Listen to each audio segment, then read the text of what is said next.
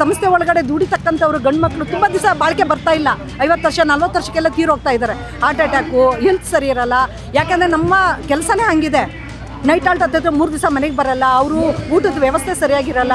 ಪ್ರತಿಯೊಂದನ್ನು ಕೂಡ ಸಮಸ್ಯೆಗಳನ್ನ ಅವರು ಎದುರಿಸ್ಕೊಂಡು ಬರ್ತಾನೆ ಇದ್ದಾರೆ. ಯಾವ ಯಡಿಯೂರಪ್ಪನಿಂದ ಹಿಡಿದು ಸಿದ್ದರಾಮಯ್ಯನಿಂದ ಹಿಡಿದು ಮತ್ತು ಕುಮಾರಸ್ವಾಮಿ ಅವರು ಯಾರೂ ನಮ್ಮ ಬೇಡಿಕೆಗಳನ್ನ ಈಡೇರಿಸಿಲ್ಲ. ನಮಗಂತೂ ಕುಮಾರಸ್ವಾಮಿ ಅವರು ಆಶ್ವಾಸನೆ ಕೊಟ್ಟಿದ್ರು, ಪೊಲೀಸರು ನಿಮ್ಮನ್ನು ಒಂದೇ ಮಾಡಿ ಸೇರಿಸ್ಬಿಟ್ಟು ನಿಮ್ಮನ್ನು ಸರ್ಕಾರಿ ನೌಕರು ಮಾಡ್ತೀವಿ ಅಂತ. ಅದು ಆಗಲಿಲ್ಲ. ಈಗ ನೀವು ಚಿಕ್ಕಬಳ್ಳಾಪುರದ ಹತ್ರ ಒಂದು ಕಂಪ್ನಿ ಓಪನ್ ಮಾಡ್ತಾರೆ, ಆ್ಯಪಲ್ ಕಂಪ್ನಿ. ಅದಕ್ಕೆ ನೀವು 6,000 ಕೋಟಿ ನೀವು ಸಬ್ಸಿಡಿ ಕೊಡ್ತಾ ಇದ್ದೀರಾ. ಕಂಪ್ನಿ ಇನ್ನು ಓಪನ್ನೇ ಆಗಿಲ್ಲ, ಅದಕ್ಕೆ ಕೊಡ್ತಾ ಇದ್ದೀರಾ. ನಾವೇನು ಸ್ವಾಮಿ ಮಾಡಿದ್ವಿ ಪಾಪ? ನಾವು ದುಡ್ಡು ಕೊಡಿ ಸ್ವಾಮಿ ಅಂತ ನಾವು ಕೇಳ್ತಾ ಇದ್ದೀವಿ. ದುಡ್ಡದ್ದು ನಾವು ಹೆಚ್ಚಿನ ಹೊರೆಯನ್ನು ಸರ್ಕಾರಕ್ಕೆ ಕೇಳ್ತಾ ಇಲ್ಲ. ದುಡ್ಡಿದಂಥ ದುಡ್ಡನ್ನು ಕೊಡಿ. ಕೊಡೋದು ಇಷ್ಟಕ್ಕೂ ಕಾರಣ ಆಗಿರೋದು BJP ಅವ್ರು ಬಿಟ್ಟೋಗಿರೋದು. ಈ BJP ಅವರು ಕರೆಕ್ಟಾಗಿ ಆ ಟೈಮಿಗೆ ಅವರು ನಮಗೇನು ಸೌಕರ್ಯ ಕೊಡಬೇಕು ಅದು ಕೊಟ್ಬಿಟ್ಟಿದ್ರೆ ಈ 36 ತಿಂಗಳು ಬಾಕಿ, 38 ತಿಂಗಳು ಬಾಕಿ ಬರ್ತಾ ಇರಲಿಲ್ಲ. ಈಗ ಮಾತಾಡ್ತಾರೆ, ಅಶೋಕ್ ಮಾತಾಡ್ತಾರೆ, ಅವರು BJP ಲೀಡರ್ಗಳೆಲ್ಲ ಮಾತಾಡ್ತಾರೆ. ಇವ್ರ ಪೀರಿಯಡ್ ಕೊಡ್ಬೋದಾಯ್ತಲ್ಲ ಇವರು.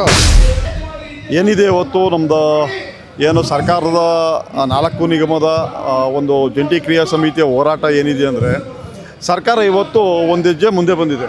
ಅಂದರೆ ನೆನ್ನೆ ರಾತ್ರಿ ಹೆಚ್ಚು ಕಡಿಮೆ 38 ತಿಂಗಳು ಇರೋ ಅರಿಯರ್ಸ್ನ 26 ತಿಂಗಳಿಗೆ 12 ತಿಂಗಳು ಸರಿಸುಮಾರು 12 ತಿಂಗಳು ಡಿಡಕ್ಷನ್ ಮಾಡಿ ಕೊಟ್ಟಿದೆ.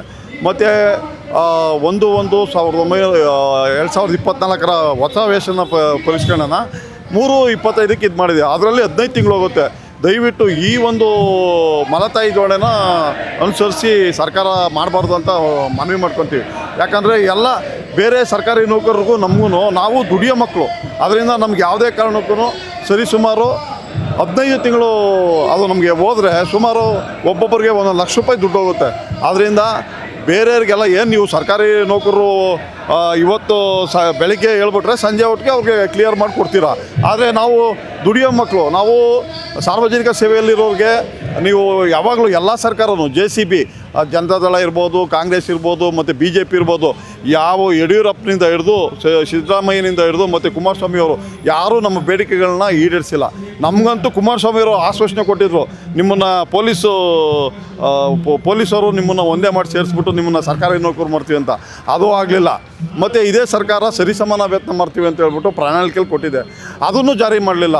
ಈಗ ನಾವು ಜಂಟಿ ಕ್ರಿಯಾ ಸಮಿತಿಯಿಂದ ಏನು ಹೋರಾಟ ಮಾಡ್ತಿದ್ದೀವಿ ಅಂದರೆ, ನಮಗೆ 38 ತಿಂಗಳು ಅರಿಯರ್ಸ್ ಬಾಕಿ ಮತ್ತು 1/1/2024 ಮತ್ತು ಇದು 25% ವೇತನ ಬರಬೇಕು ಅಂತ ನಾವು ಹೋರಾಟ ಮಾಡ್ತಿದ್ವಿ. ಅದಕ್ಕೆ ಇವತ್ತು ಏನು ಸಂಜೆ 4-5 ಗಂಟೆ ಒಳಗೆ ಸರ್ಕಾರ ಕೂತು ನಮ್ಮ ಜೊತೆ ಮಾತಾಡಿದ್ರೆ ನಾವು ಧರಣಿನ ಕೈ ಬಿಡ್ತೀವಿ. ಇಲ್ಲ ಅಂದರೆ ಮುಂದಿನಲ್ಲಿ ಬಸ್ ನಿಲ್ಲಿಸಿ ಉಗ್ರ ಹೋರಾಟ ಮಾಡ್ತೀವಿ. ಅದಕ್ಕೆ ಸರ್ಕಾರನೇ ಹೊಣೆ ಆಗುತ್ತೆ. ಪಾವತಿ ಕಾರಣ ಅಂತಂದರೆ ಅದೇ ಏನು ಸರ್ಕಾರ ನಮ್ಮಲ್ಲಿ ಹಣ ಇಲ್ಲ, ಅದರಿಂದ ಅದನ್ನು ಸಬೂಬು ಮಾಡುತ್ತೆ. ಬಟ್ ಹಣ ಇಲ್ಲ ಅಂತ ಅಲ್ಲ, ಈ ಬಜೆಟಲ್ಲಿ ಈಗ ಸುಮಾರು 4 ಲಕ್ಷ ಚಿಲ್ಲರೆ ಕೋಟಿ ಹೋಸಲಾಗಿತ್ತು. ಎಲ್ಲ ಇದು ಏನು ಗ್ಯಾರಂಟಿಗಳಿಗೆ ಸರಿಸುಮಾರು 55,000 ಕೋಟಿ ಆಗುತ್ತೆ. ಅದರಲ್ಲಿ ಬರೋದು ನಮ್ಮ ಸಾರಿಗೆ ವ್ಯವಸ್ಥೆಗೆ 4ರಿಂದ 5,000 ಕೋಟಿ ಖರ್ಚು ಬರುತ್ತೆ. ಅದನ್ನು ಹೆಚ್ಚು ಕಡಿಮೆ 3,400 ಕೋಟಿ ಇನ್ನೂ ಕೊಡಬೇಕು. ಅದು ವೇತನ ಅದನ್ನು ಬಿಡುಗಡೆ ಮಾಡಿಲ್ಲ. ಆ ವೇತನ ಬಿಡುಗಡೆ ಮಾಡಿಬಿಟ್ಟು ನಮಗೇನು ಕೊಡೋದೈತೆ, ಈಗ 1,800 ಕೋಟಿ ಕೊಡಬೇಕು. 1,279 ಕೋಟಿ ಕೊಟ್ಟಿದ್ದಾರೆ. ಇನ್ನು 500 ಕೋಟಿ ಕೊಟ್ಟರೆ ಆಗೋಯ್ತಪ್ಪ. ಅದೇನು ದೊಡ್ಡ ವಿಚಾರ ಅಲ್ಲ. ಈಗ ಮೆಟ್ರೋಗಾಗಲಿ ಇನ್ನೊಂದಾಗಲಿ ಸಾರ್ವಜನಿಕ ಸೇವೆ 1,000 ಕೋಟಿ ವ್ಯಯಿಸ್ತಾರೆ. ನಮಗೆ ಅಟ್ಲೀಸ್ಟ್ 5,000 ಕೋಟಿ ಕೊಟ್ಟರೆ ನಮ್ಮ ಇಡೀ ಏನು 1,15,000 ಜನಕ್ಕೆ ಕಾರ್ಮಿಕರಿಗೆ ಒಳ್ಳೆಯದಾಗುತ್ತೆ. ಯಾಕಂದರೆ ಇವತ್ತಿನ ದಿನ ತುಂಬ ಕಷ್ಟ ಇದೆ ಬೆಂಗಳೂರಲ್ಲಿ ಜೀವನ ಮಾಡೋದು. ಯಾಕಂದರೆ ಪ್ರತಿದಿನವೂ ನಿಮಗೆ ಗೊತ್ತಿದೆ ವೆಚ್ಚ, ಏನೇನು ತರಕಾರಿ ರೇಟ್ ಆಗಲಿ ಮತ್ತು ಇನ್ನೊಂದು ದಿನನಿತ್ಯ ವಸ್ತುಗಳಾಗಲಿ ಮತ್ತು ಎಜುಕೇಷನ್ ಇಂಪಾರ್ಟೆಂಟು. ಇವರು ಇದೆಲ್ಲ ಕೊಡೋ ಬದಲು ಎಜುಕೇಷನ್ ಹೆಲ್ತ್ ಕೊಟ್ಬಿಟ್ಟಿದ್ರೆ ಸಾಕಾಯ್ತಪ್ಪ. ನಮ್ಮ ಮಕ್ಕಳಿಗೆ ಎಜುಕೇಷನ್ ಫ್ರೀ ಕೊಟ್ಟಿದ್ರೆ ನಾವು ಯಾವುದೇ ಥರದ್ದು ಸರ್ಕಾರಕ್ಕೆ ಇದು ಮಾಡ್ತಿರಲಿಲ್ಲ. ನಿಜ. ಈಗ ನಾನು ರಿಟೈರ್ಡ್ ಆಗಿ 1.5 ತಿಂಗಳಾಗಿದೆ. ಅರ್ಧ ಎನ್ಕೇಶ್ಮೆಂಟ್ ಕೊಟ್ಟಿದ್ದಾರೆ. 300 ದಿನದ ಎನ್ಕೇಶ್ಮೆಂಟ್ ಕೊಡೋಕ್ಕೂ ಅರ್ಧ ಕೊಟ್ಟರೆ ರಿಟೈರ್ಡ್ ಆಗಿದೆ. ಮೊದಲನೇ ತಿಂಗಳಿಂದ ನಮಗೇನಾದ್ರು ಸಂಬಳ ಇಷ್ಟು ವರ್ಷ 50,000 30,000 ಬರ್ತಿತ್ತು ಸಂಬಳ. ಈಗೇನು ಬರ್ತಿದೆಯಾ? ರಿಟೈರ್ಡ್ ಆದಮೇಲೆ ಯಾರು ಕೊಡ್ತಾರೆ ಸಂಬಳ? ಕೊಡ್ತಾ ಇರೋದು ನೋಡಿದ್ರೆ 3,500 ರೂಪಾಯಿ ಪೆನ್ಷನ್ ಏನಕ್ಕೂ ಸಾಲಲ್ಲ. ನೀವೇ ಒಂದು ಖರ್ಚು ಮಾಡಿ. ಒಂದು ಟೀಗೆ ನೀವು 2.5 ಕೋಟಿ ರೂಪಾಯಿ ಬಿಲ್ ತೋರಿಸ್ತಾ ಇದ್ದೀರಾ ನೀವು. ನಾವು ಹೆಂಗೆ ಜೀವನ ಮಾಡಬೇಕು? ನಾವು ನಿಮ್ಮಂಗೆ ಮನುಷ್ಯರಲ್ವೇ? ಆದಷ್ಟು ದಯವಿಟ್ಟು ಕೈ ಮುಗಿದು ಕೇಳ್ಕೊತೀನಿ, ಸಿದ್ದರಾಮಯ್ಯರಾಗಲಿ ಸರ್ಕಾರದವ್ರು ಯಾರೇ ಆಗಿರಲಿ, ರಾಮಲಿಂಗ ರೆಡ್ಡಿ ಸಾಹೇಬ್ರೇ ಆಗಿರಲಿ, ದಯವಿಟ್ಟು ಅದೇನಿದೆ ನಮಗೆ ಒಂದು ನಯ ಪೈಸನ್ನು ಉಳಿಸ್ಕೊಳ್ದೇ ಇದ್ದಂಗೆ ನೀವು 38 ತಿಂಗಳೂ ಕೊಡಬೇಕು ಅರಿಯರ್ಸು, ಜೊತೆಗೆ 1/1/24 ನಮಗೆ ವೇತನ ಒಪ್ಪಂದ ಮಾಡಿಕೊಡ್ಬೇಕು. ಇವಾಗ ನಮ್ಮ ಸ್ನೇಹಿತರು ಹೇಳಿದಂಗೆ BMTCಯಲ್ಲಿ ಕೆಲಸ ಮಾಡಿ ನಿವೃತ್ತರಾಗಿರ್ತಕ್ಕಂಥವ್ರಿಗೆ ಗ್ರ್ಯಾಜುಟಿ ಕ್ಲಿಯರ್ ಮಾಡ್ತಾ ಇಲ್ಲ ಸರಿಯಾಗಿ, ಆಮೇಲಿಂದ ಎನ್ಕ್ಯಾಶ್ಮೆಂಟ್ ಸರಿಯಾಗಿ ಕ್ಲಿಯರ್ ಮಾಡ್ತಾ ಇಲ್ಲ. 1 ವರ್ಷ 1.5 ವರ್ಷ ಆದರೂ ಸಮೇತ ಅವ್ರಿಗೆ ಇನ್ನೂ ಯಾರಿಗೂ ಕ್ಲಿಯರ್ ಮಾಡಿಲ್ಲ. ಇವಾಗ 1/1/24 ರನ್ನಿಂಗ್ ಸ್ಟಾಫ್ಗೆ ಅಗ್ರಿಮೆಂಟ್ ಮಾಡಬೇಕಾಯಿತು, ಅಗ್ರಿಮೆಂಟ್ ಮಾಡಿಲ್ಲ ಇದುವರೆಗೂ. ಅದೇ ವಿಚಾರವಾಗಿಯೇ 3-4 ಸಾರಿ ಸರ್ಕಾರ ಜೊತೆಯಲ್ಲಿ ನಮ್ಮ ಜಂಟಿ ಕಮಿಟಿಯಿಂದ ಮಾತುಕತೆ ನಡೆಸಿದ್ದಾರೆ, ಇದುವರೆಗೂ ಅದೇ ಮುಂದುವರಿಸ್ಕೊಂಡು ಹೋಗ್ತಾ ಇರೋದು. ಎರಡನೇದು, ಕಾರ್ಮಿಕರಿಗೆ ಇದುವರೆಗೂ ರಾತ್ರಿ ಆಗಲು ನಿದ್ದೆ ಇಲ್ದಿರ, ಊಟ ಇಲ್ದಿರ, ಮಲ್ಕೊಳ್ಳೋಕೆ ಜಾಗ ಇಲ್ದಿರ ಬಸ್ಸುಗಳಲ್ಲಿ ಮಲ್ಕೊಂಡು ಕಷ್ಟಪಟ್ಟು ದುಡಿತಾ ಇದ್ದಾರೆ. ದುಡಿಯೋ ವರ್ಗಕ್ಕೆ ನೀವು ಯಾಕೆ ಈ ಥರ ವಿನಾವೇಶವಾಗಿ ನೋಡ್ತಾ ಇದ್ದೀರಾ? ನ್ಯಾಯ ಮಾಡಿಕೊಡಿ ಅವರಿಗೆ, ನ್ಯಾಯ ಮಾಡಿದ್ರೆ ತಪ್ಪೇನಿಲ್ವಲ್ಲ. 1/1/2020 ಮಾಡಬೇಕಾಗಿತ್ತು, ಆ ಅಗ್ರಿಮೆಂಟ್ನ ಮಾಡಲಿಲ್ಲ. ಆಗ BJP ಸರ್ಕಾರ ಇದ್ದಂಥದ್ದು ಸರ್ಕಾರ ಮಾಡಲಿಲ್ಲ. ಅವಾಗ ಈ ಥರ ಒಂದು ಬೇಡಿಕೆಗಳನ್ನ ಇಟ್ಟಿರೋ ಕಾರಣ 3 ವರ್ಷಗಳು ಅಂದರೆ 23ರಲ್ಲಿ ನಮಗೆ ಅಗ್ರಿಮೆಂಟ್ ಅಂತ ಮಾಡಿದ್ರು. ಅದು ಅರಿಯರ್ಸು 38 ತಿಂಗಳು ಅರಿಯರ್ಸ್ ಉಳ್ಕೊಂತು. ಮತ್ತು ಈಗ ಈ ಸರ್ಕಾರ ಬಂದ ಮೇಲೆ 24ಕ್ಕೆ ಅಗ್ರಿಮೆಂಟ್ ಆಗಬೇಕಾಗಿತ್ತು. ಅಂದರೆ 4 ವರ್ಷಕ್ಕೊಮ್ಮೆ ಈ ಪದ್ಧತಿ ಇದೆ, 4 ವರ್ಷಕ್ಕೊಮ್ಮೆ ಅಗ್ರಿಮೆಂಟ್ ಮಾಡಬೇಕಂತೂ ಇದೆ. ಹಂಗಾಗಿ ಇವರು ಮಾಡಲಿಲ್ಲ ತಿರ್ಗಾ. ಹೀಗಾಗಿ ಇದು ನೆಲಗುದ್ದಿಗೆ ಬಿದ್ಕೊಂತ ಹೋಯಿತು. ನಮ್ಮದು ಏನಂತಂದರೆ, ನಾವು ದುಡ್ದಿರ್ತಕ್ಕಂಥ ದುಡ್ಡು ಕೊಡಿ ಸ್ವಾಮಿ ಅಂತ ನಾವು ಕೇಳ್ತಾ ಇದ್ದೀವಿ, ಬೇರೆ ಏನು ಕೇಳ್ತಾ ಇಲ್ಲ. ನಾವು ದುಡ್ದಿದ್ದೀವಿ, ಕಷ್ಟಪಟ್ಟು ಕೆಲಸ ಮಾಡಿದ್ದೀವಿ, ಆ ದುಡ್ಡನ್ನು ಕೊಡಿ ಅಂತ ಕೇಳ್ತಾ ಇದ್ದೀವಿ. ಅದು ಬಿಟ್ಟರೆ ನಾವು ಬೇರೆ ಎಕ್ಸ್ಟ್ರಾ ದುಡ್ಡೇನು ಕೊಡಿ ಅಂತ ನಾವು ಕೇಳ್ತಾ ಇಲ್ಲ. ಈಗ ನಾವು 24ಕ್ಕೆ ಅಗ್ರಿಮೆಂಟ್ ಮಾಡಬೇಕಾಗಿತ್ತು. 1/1/24 ನಾವು ಮೆಮೊರಾಂಡಮ್ಗಳು ಕೊಟ್ಟಿದ್ದೀವಿ, ಬೇಡಿಕೆ ಪಟ್ಟಿಗಳು ಕೊಟ್ಟಿದ್ದೀವಿ. ಆದರೂ ಕೂಡ ಈ ಸರ್ಕಾರ ಬಂದಾಗಲೂ ಕೂಡ ಅದನ್ನು ಹಂಗೆ ಮುಂದುವರ್ಸ್ಕೊಂಡು ಹೋಗ್ತಾನೇ ಇದೆ. ಈಗಾಗಲೇ ಮುಖ್ಯಮಂತ್ರಿಗಳ ಜೊತೆ 4 ಮೀಟಿಂಗ್ ಆಗಿದ್ದಾವೆ, ಸಾರಿಗೆ ಸಚಿವರ ಜೊತೆ 1 ಮೀಟಿಂಗ್ ಆಗಿದೆ. ಆಗಿದ್ದರೂ ಕೂಡ ಯಾವುದು ಕ್ಲಾರಿಟಿ ಕೊಟ್ಟಿಲ್ಲ ಇದುವರೆಗೂ ಕೂಡ. ನಮಗೆ ಕೊಡ್ತೀವಿ ಮಾಡ್ತೀವಿ ಅಂತಾರೆ. ಈ ಥರ ಸಮಾವೇಶಗಳು ಏನಾರು ಅಥವಾ ಇನ್ನು ಹೋರಾಟಕ್ಕೆ ಹೋದಾಗ ಮಾತ್ರ ಕರೀತಾರೆ, ಮಾತಾಡಿಸ್ತಾರೆ, ಕಳಿಸ್ತಾರೆ. ಇಡೀ ಇತಿಹಾಸದಲ್ಲೇ ಇಲ್ಲ. ನಾನು ಕೂಡ BMTCಗೆ ಸೇರಿ 27 ವರ್ಷ ಸರ್ವಿಸ್ ಮಾಡಿದ್ದೀನಿ. ಇದುವರೆಗೂ ಕೂಡ ಎಲ್ಲೂ ಕೂಡ ಇಷ್ಟು ವರ್ಷಗಳು CM ಜೊತೆ ಒಂದು ಸತಿ ಮೀಟಿಂಗ್ ಆದರೆ ಕ್ಲಿಯರ್ ಆಗ್ತಾಯಿತ್ತು. ಅಂಥದ್ದು 4 ವರ್ಷವೂ ಕೂಡ ಮೀಟಿಂಗ್ ಆದರೂ ಕೂಡ ಅವರು ಏನು ಕ್ಲಿಯರ್ ಮಾಡಲಿಲ್ಲ. 4 ಮೀಟಿಂಗ್ ಆಗಿ 5 ಮೀಟಿಂಗ್ ಆದರೂ ಕೂಡ. ಹಂಗಾಗಿ ಭಾಳ ನಮಗೆ ತೊಂದರೆ ಆಗಿದೆ. ಈ ಕಾರ್ಮಿಕರು ಯಾವ ರೀತಿ ಜೀವನ ಮಾಡಬೇಕು ಹೇಳಿ? ಇಲ್ಲಿ ಬಡ ಕುಟುಂಬದಲ್ಲಿ ಬಂದಿರತಕ್ಕಂಥವ್ರು ತುಂಬ ಜನ ಇದ್ದಾರೆ. ಅದರಲ್ಲಿ SC STಗಳಂತೂ ತುಂಬ ಜನ ಇದ್ದಾರೆ ಈ ಸಂಸ್ಥೆ ಒಳಗೆ ದುಡಿತಕ್ಕಂಥವ್ರು. ಅಂಥವರೆಲ್ಲ ಏನು ಮಾಡಬೇಕು? ಮಕ್ಕಳನ್ನ ಓದ್ಸೋಕ್ಕಾಗ್ತಾಯಿಲ್ಲ. ಈಗ ಎಜುಕೇಷನ್ ಯಾವ ರೀತಿ ಇದೆ? ಗೌರ್ಮೆಂಟ್ ಇಲ್ಲ, ಎಲ್ಲ ಪ್ರೈವೇಟು. ಅದಕ್ಕೂ ದುಡ್ಡು ಕಟ್ಟಬೇಕು. ಪ್ರತಿಯೊಂದಕ್ಕೂ ಕೂಡ ನಮಗೆ ಸಮಸ್ಯೆಗಳಾಗ್ತಾ ಇದ್ದಾವೆ. ಹಣಕಾಸಿನ ವಿಚಾರದಲ್ಲಿ ಆಗಲಿ, ಈಗ ರಾಜ್ಯ ಸರ್ಕಾರ ಆಗಲಿ ಇದನ್ನು ಗಮನ ತಗೋಬೇಕು. ಮಾನ್ಯ ಮುಖ್ಯಮಂತ್ರಿ ಸಾಹೇಬರು ಕೂಡ ವಿರೋಧ ಪಕ್ಷದಲ್ಲಿದ್ದಾಗ ಹೇಳಿರೋದು ಎಲ್ರಿಗೂ ಗೊತ್ತಿದೆ, ಎಲ್ಲ ಮಾಧ್ಯಮಗಳಲ್ಲೂ ಬಂದಿದೆ. ಏನಂತ ಹೇಳಿದ್ದಾರೆ ಅವರು? ಯಡಿಯೂರಪ್ಪ ಅವರೇ ಸೀಟು ನಿಮಗೆ ಭದ್ರ ಅಲ್ಲ, ಅವ್ರಿಗೇನು ಕರೆದು ಮಾತಾಡಿಸಿ ಕ್ಲಿಯರ್ ಮಾಡಿ ಅಂತ ಹೇಳಿದ್ದಾರೆ. ಅದನ್ನು ನೀವು ಸರ್ಕಾರಕ್ಕೆ ಬಂದಮೇಲೆ, ನೀವೇ ಒಂದು ಅಧಿಕಾರಿಗೆ ಬಂದಮೇಲೆ ನಿಮ್ಗೆ ಯಾಕೆ ಅದು ಅನ್ವಯಿಸಲ್ಲ? ಮಾಡ್ಬೋದಾಗಿತ್ತಲ್ಲ, ಮಾಡಲಿಲ್ಲ. ಈ ರೀತಿ ಯಾಕೆ ನಮಗೆ ಕಷ್ಟ ಕೊಡ್ತಾ ಇದ್ದಾರೋ ಗೊತ್ತಾಗ್ತಾ ಇಲ್ಲ. ಅವರು ಕೂಡ ಬಡವ್ರಿಗೋಸ್ಕರ ಅಂತ, ನಾವು ಕೂಡ ನಮ್ಮ ಬಡ ಒಂದು ಕಾಂಗ್ರೆಸ್ ಸರ್ಕಾರ ಬಂದರೆ ಬಡವ್ರಿಗೋಸ್ಕರ ನಿಂತ್ಕೊಳ್ಳುತ್ತೆ ಅನ್ನೋ ಉದ್ದೇಶದಿಂದ ಕಾಂಗ್ರೆಸ್ ಸರ್ಕಾರನ ತಂದಿದ್ದೀವಿ. ನಾವು ಕೂಡ ಮನಸ್ಸು ಮಾಡಿ ಕಾಂಗ್ರೆಸ್ ಸರ್ಕಾರ ಬರಬೇಕು, ನಮ್ಗೆ ಅನ್ಯಾಯ ಮಾಡಲ್ಲ ಅಂತ ತಂದರೂ ಕೂಡ ಈ ರೀತಿ ಅನ್ಯಾಯ ಮಾಡಿದ್ದಾರೆ. ದಯವಿಟ್ಟು ಕೂಡ ಮುಖ್ಯಮಂತ್ರಿ ಸಾಹೇಬರು ಕೇಳ್ಕೊತಾ ಇದ್ದೀವಿ, ಇಲ್ಲಿ ಮಕ್ಕಳನ್ನ ಓದಿಸೋದಕ್ಕಾಗಲಿ ಮತ್ತು ಏನು ನಾವು ಜೀವನ ಮಾಡೋಕ್ಕೆ ಭಾಳ ಕಷ್ಟ ಆಗಿದೆ. ಇವಾಗ ನಮ್ಮ ಸರ್ವಿಸೆಲ್ಲ ಮುಕ್ಕಾಲು ಭಾಗ ಆಗೋಗಿದೆ. ಇನ್ನು 10 ವರ್ಷ 15 ವರ್ಷ ಸರ್ವಿಸ್ ಇರೋರು ನಮ್ಮನ್ನೆಲ್ಲ ಕೆಲಸದಲ್ಲಿ ಹಿಂಗೆಲ್ಲ ಮಾಡಿಬಿಟ್ರೆ ನಾವು ಎಲ್ಲಿ ಹೋಗಬೇಕು? ಹಂಗಾಗಿ ದಯವಿಟ್ಟು ಕೂಡ ಸಿಂಗಲ್ ಪೇರೆಂಟ್ಸು ಕೂಡ ಈ ಸಂಸ್ಥೆಯಲ್ಲಿ ತುಂಬ ಜನ ಇದ್ದಾರೆ, ಆಯಿತಾ? ಯಾಕಂದರೆ ಈ ಸಂಸ್ಥೆ ಒಳಗಡೆ ದುಡಿತಕ್ಕಂಥವ್ರು ಗಂಡು ಮಕ್ಕಳು ತುಂಬ ದಿವಸ ಬಾಳಿಕೆ ಬರ್ತಾ ಇಲ್ಲ. 50 ವರ್ಷ 40 ವರ್ಷಕ್ಕೆಲ್ಲ ತೀರೋಗ್ತಾ ಇದ್ದಾರೆ. ಹಾರ್ಟ್ ಅಟ್ಯಾಕು, ಹೆಲ್ತ್ ಸರಿ ಇರಲ್ಲ. ಯಾಕಂದರೆ ನಮ್ಮ ಕೆಲಸನೇ ಹಂಗಿದೆ. ನೈಟ್ ಆಲ್ಟ್ ಹತ್ತಿರ 3 ದಿವಸ ಮನೆಗೆ ಬರಲ್ಲ, ಅವರು ಊಟದ ವ್ಯವಸ್ಥೆ ಸರಿಯಾಗಿರಲ್ಲ. ಪ್ರತಿಯೊಂದನ್ನು ಕೂಡ ಸಮಸ್ಯೆಗಳನ್ನ ಅವರು ಎದುರಿಸ್ಕೊಂಡು ಬರ್ತಾನೆ ಇದ್ದಾರೆ. ಅಂಥದ್ದು ಎಲ್ರಿಗೂ ಗೊತ್ತಿದೆ, ಇಡೀ ಸಮಾಜಕ್ಕೆ ಗೊತ್ತಿದೆ. ಡ್ರೈವರ್ ಕೆಲಸ ಎಷ್ಟು ಕಷ್ಟ ಇದೆ, ಕಂಡಕ್ಟರ್ ಕೆಲಸ ಎಷ್ಟು ಕಷ್ಟ ಇದೆ. ಈಗ ನೀವು ಚಿಕ್ಕಬಳ್ಳಾಪುರದ ಹತ್ರ ಒಂದು ಕಂಪ್ನಿ ಓಪನ್ ಮಾಡ್ತಾರೆ, ಆ್ಯಪಲ್ ಕಂಪ್ನಿ.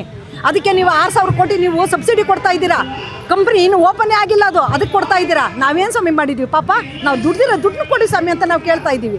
ದಯವಿಟ್ಟು ಮಾನ್ಯ ರಾಮಲಿಂಗಾರೆಡ್ಡಿ ಸಾಹೇಬರು ಅಷ್ಟೇ, ಮಾನ್ಯ ಮುಖ್ಯಮಂತ್ರಿಗಳು ಅಷ್ಟೇ ಇದನ್ನು ಮನಗಂಡು ನಮ್ಮ ಕಷ್ಟಗಳನ್ನ ಅರಿತುಕೊಂಡು ನಾವು ಇನ್ನೂ ಸಮಾಜಕ್ಕೆ ಆಗಲಿ ನಿಮ್ಮ ಸರ್ಕಾರಕ್ಕಾಗಲಿ ಒಳ್ಳೆಯ ಹೆಸರು ಬರಬೇಕು ಅಂದರೆ ದಯವಿಟ್ಟು ನಮಗೆ ಕೊಡಬೇಕಾದಂಥ ಬಾಕಿ ಹಣ ಮತ್ತು 1/1/2024 ಅಗ್ರಿಮೆಂಟ್ ಮಾಡಬೇಕಂತೇಳಿ ತಮ್ಮಲ್ಲಿ ಕೋಡ್ಕೊತಾ ಇದ್ದೀನಿ ಸರ್.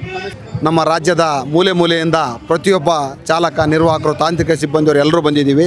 ಇದು ಆಗುವವರೆಗೂ ನಾವು ಹೋರಾಟನ ನಿಲ್ಲಿಸಲ್ಲ, ಮಾಡೇ ಮಾಡ್ತೀವಿ. 4 ಗಂಟೆಗೆ ನಮ್ಮ ಜಂಟಿ ಕ್ರಿಯಾ ಸಮಿತಿ ವತಿಯಿಂದ ನಮಗೆ ಮುಖ್ಯವಾದ ಆದೇಶವನ್ನು ಕೊಡ್ತಾರೆ. ನೀವು ಸ್ಟ್ರೈಕ್ ಮಾಡಬೇಕು ಅಥವಾ ನೌಕರಿ ಮಾಡಬೇಕಂತೇಳಿ ಅವರ ಆದೇಶನ ಕಾಯ್ತಾ ಕೂತಿದ್ದೀವಿ. ನಾವು ಕಾತುರದಲ್ಲಿ ಕೂತ್ಕೊಂಡಿದ್ದೀವಿ. ಅವ್ರು ನಿಜವಾಗ್ಲೂ ಆದೇಶ ಕೊಟ್ಟಿದ್ದೇ ಕರೆವಾದರೆ ಕರ್ನಾಟಕದಾದ್ಯಂತ ಎಲ್ಲ ಬಸ್ಗಳನ್ನು ನಿಲ್ಲಿಸಿ ನಾವು ಬೀದಿಗಿಳಿಯೋದು ಖಚಿತ. ನಮ್ಮ ಹೋರಾಟ ನಮಗೆ ನ್ಯಾಯ ಸಿಗುವವರೆಗೂ ಹೋರಾಟ ಮಾಡೇ ಮಾಡ್ತೀವಿ.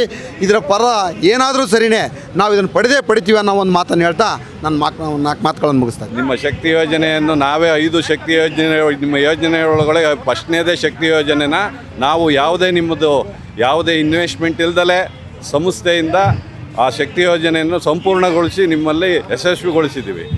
ಇದರೊಳಗೆ ನಮಗೆ ನೌಕರರಿಗೆ ನೀವು ಸರ್ಕಾರ ಮಾಡ್ತಕ್ಕಂಥದ್ದು ಭಾರಿ ಅನ್ಯಾಯ ಆಗಿದೆ.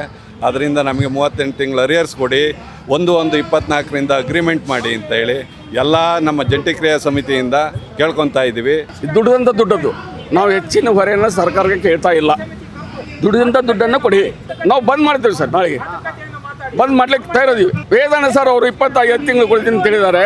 ಇನ್ನು 12 ತಿಂಗಳು ಅದನ್ನೇ ಯಾರು ಕೊಡ್ತಾರೆ ಸರ್? ದುಡ್ದಂಥ ದುಡ್ಡು ಸರ್ ಅದು. ಆನಂದ 1/1/24ರಿಂದ ವೇತನ ಪರೀಕ್ಷಣೆ ಆಗಬೇಕಿತ್ತಲ್ಲ, ಆ ದುಡ್ಡು ಯಾರು ಕೊಡ್ತಾರೆ ಸರ್? ಅದು ಕೊಡಬೇಕಲ್ವಾ? ಅದನ್ನು ಸರ್ಕಾರ ಕೊಡಲೇಬೇಕು, ನಮ್ಮ ಒತ್ತಾಯ. ಇದಕ್ಕೆ ನಾವು ಯಾವುದೇ ರೀತಿಯಿಂದ ಬಗ್ಗುವುದಿಲ್ಲ. ನಮ್ಮ ನೌಕರಿ ಏನಾದರೂ ಪರವಾಗಿಲ್ಲ, ನಾವು ಸಿದ್ಧರಿದ್ದೇವೆ. ದಯವಿಟ್ಟು ಸರ್ಕಾರ ಇದನ್ನು ಗಮನದಲ್ಲಿಟ್ಟುಕೊಂಡು ನಮ್ಮ ಈ ಬೇಡಿಕೆಯನ್ನು ಈಡೇರಿಸಬೇಕಂತ ನಾನು ಕಳಕಳಿಯಿಂದ ಕೇಳ್ಕೊಳ್ತಾ ಇದ್ದೇನೆ. ಶಾಸಕರು ಮತ್ತು ಸಚಿವರ ಸಂಬಳವನ್ನು ಯಾವುದೇ ಒಂದು ಪ್ರಶ್ನೆಯವರು ತಮಗೆ ಕೇಳಿಲ್ಲ, ಸಾಮಾನ್ಯ ಜನರು ಕೇಳಿಲ್ಲ. ತಮ್ಮ ಸಂಬಳವನ್ನು 80,000 ಇದ್ದಿದ್ದನ್ನು 1,30,000 ರೂಪಾಯಿ ಮಾಡ್ಕೊಂಡ್ರಿ. ಆವಾಗ ಸರ್ಕಾರಕ್ಕೆ ನಷ್ಟ ಆಗಲಿಲ್ಲ. ಸರ್ಕಾರಿ ನೌಕರಿಗೆ 8ನೇ ವೇತನವನ್ನು ಕೊಟ್ರಿ, KB ಅವರಿಗೆ 8ನೇ ವೇತನವನ್ನು ಕೊಟ್ರಿ, ಎಲ್ಲರಿಗೂ ನಷ್ಟ ಆಗಲಿಲ್ಲ. ಬಡ ಕಾರ್ಮಿಕ ಸಾರಿಗೆ ನೌಕರರಿಗೆ ತಾವು ಪ್ರಣಾಳಿಕೆಯಲ್ಲಿ ಹಾಕಿದ್ರಿ. ಏನಂತ ಹಾಕಿದ್ರಿ? ನಮ್ಮ ಉದ್ದೇಶ ಏನಂದ್ರೆ ತಮ್ಮಲ್ಲಿ ಕಳಕಳಿ ವಿನಂತಿ ಅಂದರೆ DK ಶಿವಕುಮಾರ್ ಅವರೇ, ಮುಖ್ಯಮಂತ್ರಿ ಅವರೇ, ಸಿದ್ದರಾಮಯ್ಯ ಅವರೇ, ನಮ್ಮ ವಿನಂತಿ ಏನಂದರೆ ನೀವು ಪ್ರಣಾಳಿಕೆಯಲ್ಲಿ ಏನು ಹಾಕಿದಿರಲ್ಲ, ಸಾರಿಗೆ ನೌಕರಿಗೆ ಸಮಾನ ವೇತನ, ಸರ್ಕಾರಿ ನೌಕರರು ಸಮಾನ ವೇತನ ಕೊಡ್ತಾರೆ ಅಂತ ತಾವೇನು ಹೇಳಿಕೆ ಕೊಟ್ಟಿದ್ರಲ್ಲ, ಆ ಸಮಾನ ವೇತನ ದಯಮಾಡಿ ಸ್ವಾಮಿ ಅದನ್ನು ಕೊಡಿ ಸ್ವಾಮಿ. ವೇತನ ಪರಿಷ್ಕರಣೆ ಕೊಡಲಿ, ಯಾಕೆ ಒಳ್ಳೆ ಮಾಡ್ತಾಯಿದ್ರಿ? ನೀವು ಸಮಾನ ವೇತನ ಕೊಡ್ತೀನಿ ಅಂತೇಳಿ ನೀವು ಯಾಕೆ ಪ್ರಣಾಳಿಕೆಯಲ್ಲಿ ಹಾಕಿದ್ರಿ? 4,500 ಕೋಟಿ ರೂಪಾಯಿಗಳನ್ನು ನೀವು ಮಹಿಳಾ ಟಿಕೆಟ್ ದುಡ್ಡನ್ನು ನಮ್ಮ ಸಂಸ್ಥೆಗೆ ಸಲ್ಲಿಸಬೇಕು. ನೀವು ಯಾಕೆ ಇಲ್ಲಿವರೆಗೆ ಸಲ್ಲಿಸಿಲ್ಲ ಸ್ವಾಮಿ? ಸಲ್ಲಿಸ್ರಿ. ಕರೆಕ್ಟಾಗಿ ಕೊಡೋದು ಇಷ್ಟಕ್ಕೂ ಕಾರಣ ಆಗಿರೋದು BJP ಅವ್ರು ಬಿಟ್ಟೋಗಿರೋದು.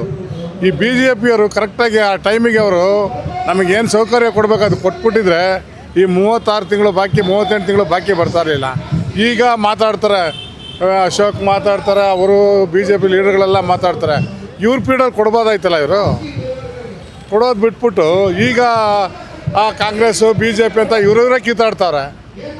ಅವ್ರು ಯಾರಾದರೂ ಕಿತ್ತಾಡ್ಕೊಳ್ಳಿ, ನಮ್ಮ ಎಂಪ್ಲಾಯೀಸ್ಗಳು ಕಷ್ಟ ಬಿದ್ದಿರೋದು, ನಾವೇನು ಅವ್ರ ಹತ್ರ ಭಿಕ್ಷೆ ಬೇಡ್ತಾ ಇಲ್ಲ. ನಾವು ಕಷ್ಟ ಬಿದ್ದಿರೋದು ನಮಗೆ ಏನು ಬರಬೇಕು, ನಮಗೆ 4 ವರ್ಷಕ್ಕೊಮ್ಮೆ ಒಂದು ಸರಿ ಅಗ್ರಿಮೆಂಟ್ ಆಗಬೇಕು, ಅದ್ರ ಪ್ರಕಾರ ಅವ್ರು ಮಾಡಿಕೊಡ್ಬೇಕು.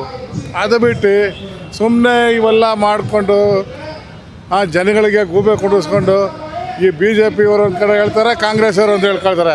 ಇವರೆಲ್ಲ ಕಳ್ರೆ. ವೇತನ ಪಾವತಿ ಮಾಡಿದ ಕಾರಣ ದುಡ್ಡಿಲ್ಲ ಅಂತ ಹೇಳ್ತಾರೆ ಸರ್ಕಾರದಲ್ಲಿ ದುಡ್ಡಿದೆ, ಕೊಡೋದಕ್ಕೆ ಮನಸ್ಸಿಲ್ಲ ಕಾರ್ಮಿಕರಿಗೆ.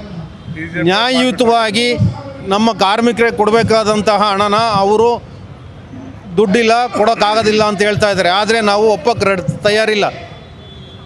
ಈ ಹಿನ್ನೆಲೆಯಲ್ಲಿ ನಮಗೆ ನ್ಯಾಯಯುತವಾಗಿ ಬರಬೇಕಾದಂತಹ ನಮ್ಮ ಬಾಕಿ ಮತ್ತು ವೇತನ ಪರಿಷ್ಕರಣೆ ಆಗಲೇಬೇಕು. ಆಗಲಿಲ್ಲ ಅಂತ ಅಂದರೆ ಇದಕ್ಕೆ ಸಂಪೂರ್ಣ ಹೊಣೆ ಮುಂದೆ ಆಗ್ತಕ್ಕಂತಹ ಏನೇ ಸಾರ್ವಜನಿಕರಿಗೆ ಅನಾನುಕೂಲ ಆದರೆ ನೇರವಾಗಿ ಸರ್ಕಾರನೇ ಹೊಣೆ ಅಂತೇಳಿ ನಾವು ನಿಮ್ಮ ಮಾಧ್ಯಮದ ಮುಖಾಂತರ ಸರ್ಕಾರಕ್ಕೆ ನಾವು ಎಚ್ಚರಿಕೆ ಕೊಡ್ತಾ ಇದ್ದೀವಿ.